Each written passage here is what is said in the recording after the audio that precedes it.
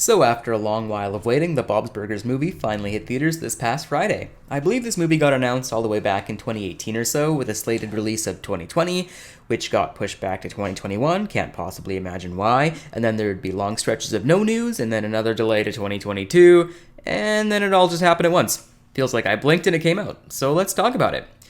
Firstly, I want to praise the pacing and length of this movie. The runtime, not counting credits, is only about 90 minutes, and honestly, that's all I need from something like this. It feels like everything to come out of Hollywood the past 10 years makes it a competition to get the movie going as slowly as possible. So I appreciate how the structure feels like an extended episode. Naturally, this movie gets compared to the Simpsons movie a lot, which is a reasonable comparison to make, especially with how similar the trailers are. I mean, have you seen the trailer for this one? It feels like it's straight out of the mid-2000s.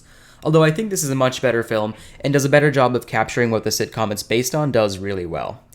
I haven't watched the show regularly since maybe season 8, so I haven't seen a lot of the newer episodes, although I'm more than familiar with the characters and setting.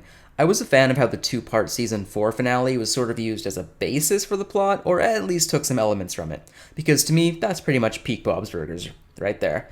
It felt like they sort of took the best bits and pieces of the TV show to create the best possible story they could using these characters, and it really shows. Bob and Louise's relationship is one of its strongest elements, so naturally it's a big focus in this movie.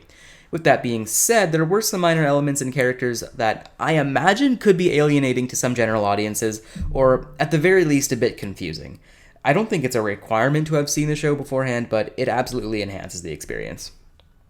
The animation in this movie is just phenomenal. Recent episodes have gotten absolutely beautiful with their backgrounds, and this movie takes it to the next level. There are so many dynamic shots that are really just wonderful to look at.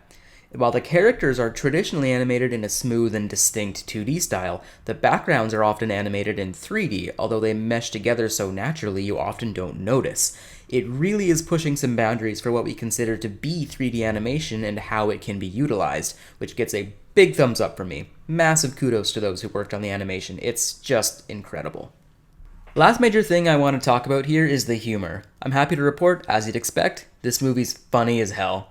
There are so many callbacks and references that just had me cackling, and I'm really glad I got to experience that in a theater with others laughing too. I think Teddy got the most laughs out of me, to be honest. Everyone bounces off each other so well, and you can really tell a ton of effort was put into the script. A lot of films in a similar genre forget about why we're there to watch it in the first place once the plot becomes more serious. And while we have those more serious moments in this movie, it quickly reminds you that this is still Bob's Burgers, it knows what it is, these guys want to make you laugh, and they do it well. To be honest, my only gripe with this movie is that I wanted more music. The songs are super good, but I only counted 3 of them. I would have liked maybe 4 or 5. I was waiting for one at the end of the movie, and then it just didn't happen. It could have been a really good way to incorporate some of the ensemble cast that didn't get a chance to shine in the movie, but I guess it's not the end of the world.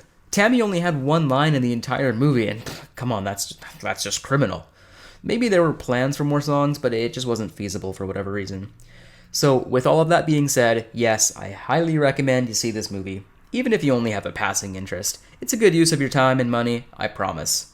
I gotta say, I don't see this movie being considered a box office hit, especially with its competitors. Supposedly, there's some other movie that came out this weekend that's doing really well. Who cares? I've never heard of it. Anyways, that wraps up this quick little review. I hope you keep yourself out of trouble, go outside, enjoy the weather, stay hydrated, and most important, take her easy.